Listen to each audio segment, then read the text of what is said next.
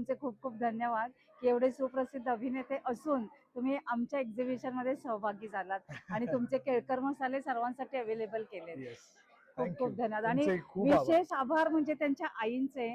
आई तरुणांनाही लाजवेल असा उत्साह या आईंच्या अंगात आहे आणि खरंच त्या स्वतः मसाले बनवतात.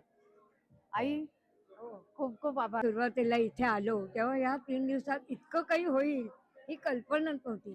काल सुद्धा आम्ही जाताना सगळे मसाले घेऊन गेलो, सगळं सामान घेऊन गेलो.